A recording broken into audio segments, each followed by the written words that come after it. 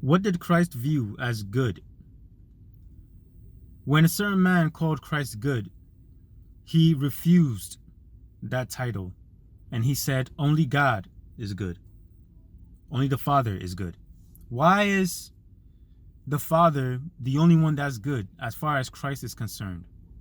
Well, what does it mean to be a good person? You give. You give to people. Good deeds are giving, right? Christ gives. We give. We're supposed to be good people if we give to the needy, to the poor. Yeah, that's a good person. But why does Christ say no? You don't understand. Only God is good. Now, for Trinitarians who say, well, Christ is God, fully man, fully God.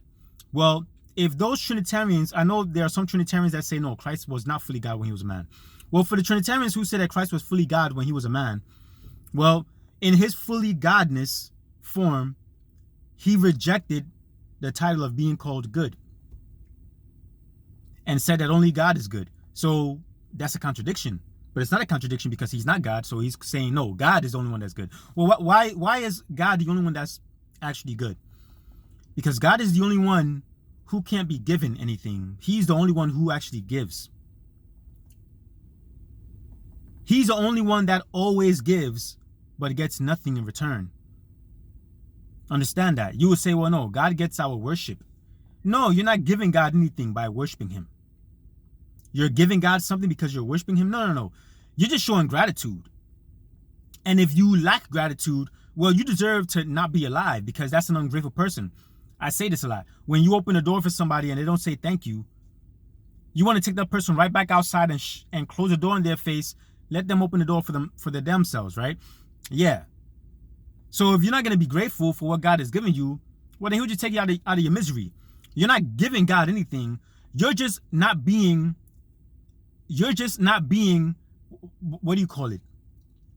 You're just not being a scum of the earth by being grateful.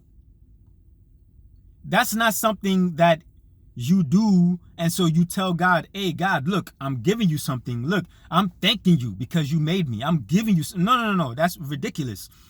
That's what you're supposed to do, period, right? So God is the only one who gives but gets nothing in return. He takes care of animals, but animals do nothing for him. He takes care of babies in the mother's womb. The baby does absolutely nothing for him. He takes care of the plants, the flowers. They're well clothed, more than Solomon, but the flowers do nothing for God. He made his son. His son can do nothing for him. He made the angels. The angels can do nothing for him. God can do everything that he wants for himself. You understand? So God is the only one who gives. Christ never gave anything to the Father. The Father always gave to the Son. The angels never give anything to the Father. Or I should say their grandfather. Their grandfather always gives to them. Adam never gave anything to God. God always gave to Adam. Eve never gave anything. You get the point. God is the only one who is good. Now, if Christ only gave but never received, he too would be good. But Christ understands that no, this command I received from my Father. This authority I received from my Father.